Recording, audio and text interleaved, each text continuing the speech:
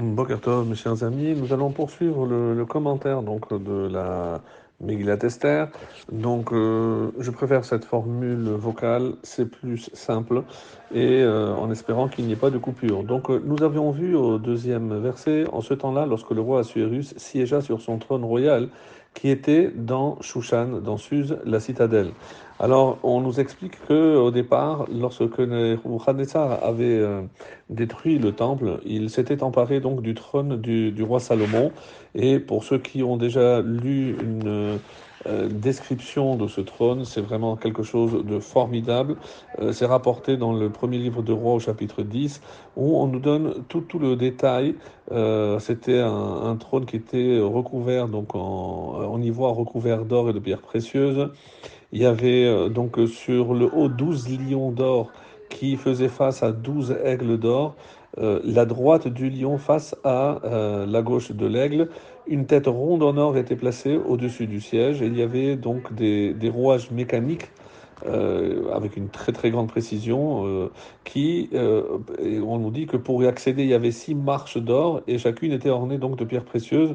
Sur les deux côtés il y avait 2 vignes d'or avec des grappes de raisin et 2 lions d'or creux à l'intérieur étaient remplis de différents parfums et de plantes aussi aromatiques.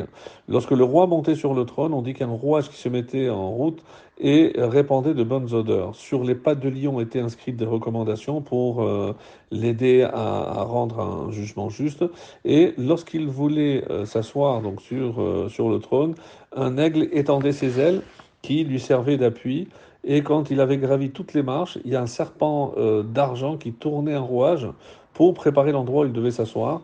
Et par la suite, on dit que sur chacun des 2 lions de la marche supérieure, il y avait 2 piliers de marbre sur laquelle il y avait une colombe au nord qui était perchée, et elle présentait au roi un Sefer Torah.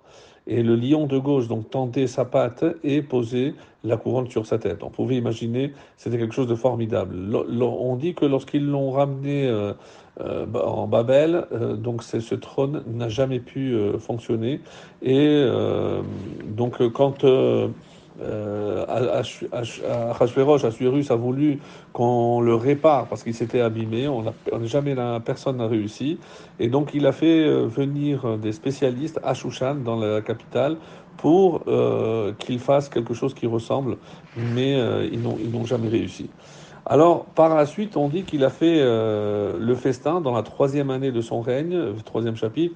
Il fit un festin pour tous ses seigneurs et ses serviteurs, l'armée de Perse et de Mède, des nobles et les gouverneurs des provinces qui étaient réunis devant lui. Alors, au départ, donc, on voit bien que les seuls qui étaient invités, c'est essentiellement donc les nobles, les gouverneurs, etc. Donc, c'était la très haute société. Et quand on regarde les dates qui sont données, par exemple, par le Midrash, Yalkut Shimoni et autres, à quel moment donc cette fête a été organisée, il faut savoir que lorsqu'on est allé chercher les nobles juifs sur les indications de Mardoché, de Mordechai, ils étaient tous partis, ils n'étaient pas restés dans la capitale. Et dans la capitale, il ne restait que 18 500. Et c'est ceux-là qui sont venus assister au festin, puisque après les 180 jours, et d'après le Midrash, quand est-ce qu'a commencé le festin de Achashverosh? C'était le premier Nissan. Donc ça a duré 180 jours, si on compte exactement, sachant qu'il y a au moins 3 mois qui n'ont que 29 jours. Donc les 180 jours se sont terminés le 3 Tishri. Le 3 Tishri, donc une date qui est connue, puisque ça sera, comme vous le savez, le jeûne de Guédalia. Et puisque on dit qu'il a fait après 7 jours de festin pour les habitants de Suse, donc le 3 Tishri plus le 7, ça nous amène pardon, au 10 Tishri, et le 10 Tishri, c'est Kippour. Et c'est la raison pour laquelle donc il n'était pas question que les Juifs puissent assister à ce festin. Alors même s'il a voulu faire une salle à part et qu'il a essayé, il a fait des efforts pour que la cuisine soit cachère, quand c'est préparé par un goy, nous savons que le mets reste interdit.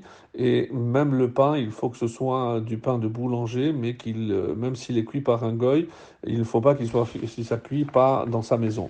Donc, d'après tout cela, on comprend que Mordechai avait mis en garde tous les habitants de Shushan, de Suse, de ne pas se rendre à ce festin, surtout lorsque ils avaient vu que dès le départ, il avait sorti, comme son prédécesseur Balthazar, il avait sorti les ustensiles du temple, donc il n'était pas question qu'ils restent, et donc ils ont fui. La majeure partie donc des habitants, en tout cas des nobles juifs étaient partis. Et qu'est-ce qu'il voulait finalement, le roi Achashverosh? C'est montrer sa puissance. N'oublions pas, comme nous l'avons dit, qu'il avait perdu la moitié de son royaume. Et c'est pour continuer à faire étalage, comme le texte dit, Behar Oto. Il voulait faire étalage de sa richesse, comme le dit le verset 4, étalant la richesse de son faste royal et la précieuse splendeur de sa grandeur pendant un grand nombre de jours, 180 jours. Et là, on voit qu'il y a dans le texte 6 mots qui expriment sa puissance, et c'est comme ça qu'on comprend que c'est ce qu'il voulait vraiment montrer à tous ses gouverneurs, c'est que même s'il avait perdu la moitié des provinces, il a également invité tous les gouverneurs de ces provinces qu'il avait perdues pour leur montrer qu'il restait encore extrêmement puissant. Et les 6 termes que l'on trouve dans le texte, Rocher, la richesse, Kavod, le faste ou la gloire, Malchut, la royauté, Yekar, c'est l'éclat, Tif Eret, la splendeur, la Gédoula et la grandeur. Voilà véritablement la finalité de cet étalage de richesse, 180 jours, et surtout qu'il voulait faire reconnaître aux Juifs que les 70 ans étant finis, les 70 ans d'exil, et comme ils n'avaient pas été délivrés, qu'il devait s'en remettre à lui. Ça, c'était véritablement l'intention lorsque il a invité tous les Juifs qui n'auraient évidemment pas dû se rendre à ce festin. Comme le Talmud le dira, le décret sera c'est précisément une des conséquences du fait que ces Juifs ont participé à ce festin. Voilà pour aujourd'hui, excellente journée et la suite demain.